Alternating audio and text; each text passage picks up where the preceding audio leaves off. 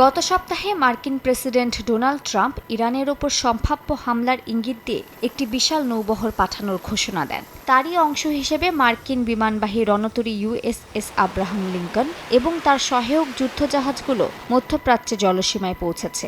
মার্কিন central command বা CENTCOM জানিয়েছে, আঞ্চলিক নিরাপত্তা ও স্থিতিশীলতা বজায় রাখতেই এই নৌবহরটি বর্তমানে মধ্যপ্রাচ্যে অবস্থান করছে। এর মধ্যেই মার্কিন প্রেসিডেন্ট ডোনাল্ড ট্রাম্প হুঁশিয়ারি দিয়ে বলেছেন, তেহরানের উদ্দেশ্যে আরও একটি আর্মাডা বা যুদ্ধজাহাজের বহর রওনা দিয়েছে।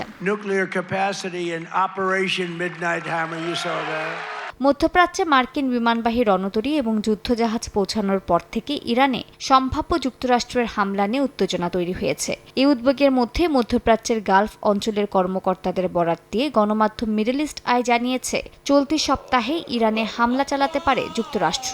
এই হামলায় দেশটির উচ্চপদস্থ কর্মকর্তাদের টার্গেট করা হতে পারে। যদিও বিষয়টি নিয়ে ট্রাম্প প্রশাসনের মধ্যে কিছুটা মতপার্থক্য আছে বলে জানিয়েছে গণমাধ্যমটি। যুক্তরাষ্ট্রের হামলার আশঙ্কার মধ্যে সৌদি যুবরাজ মোহাম্মদ বিন সালমানের সঙ্গে ফোনে কথা বলেছেন ইরানের প্রেসিডেন্ট মাসুদ পেজিশকিয়ান। আলোচনায় আঞ্চলিক স্থিতিশীলতা রক্ষায় ইসলামী দেশগুলোর মধ্যে ঐক্য ও সংহতির গুরুত্ব তুলে ধরেছেন তিনি। ইসলামিক রেভলিউশনারি গার্ড কর্পস সতর্ক করে বলেছে, ইরানের বিরুদ্ধে হামলায় প্রতিবেশী কোনো দেশের ভূমি, আকাশ বা জলসীমা ব্যবহার হলে তাদের শত্রু হিসেবে বিবেচনা করা হবে। মার্কিন বিমানবাহী রণতরী ইরানের জলসীমায় ঢুকলে তা লক্ষ্যবস্তু করারও হুঁশিয়ারি দিয়েছে এই বাহিনী। এদিকে ইরানের সাম্প্রতিক প্রাণঘাতী দমনপীড়নের জেরে উচ্চপদস্থ IRGC সদস্য সহ 21 ব্যক্তি ও প্রতিষ্ঠানের সম্পদ জব্দ ও ভিসা নিষেধাজ্ঞা অনুমোদন করতে যাচ্ছে ইউরোপীয় ইউনিয়ন।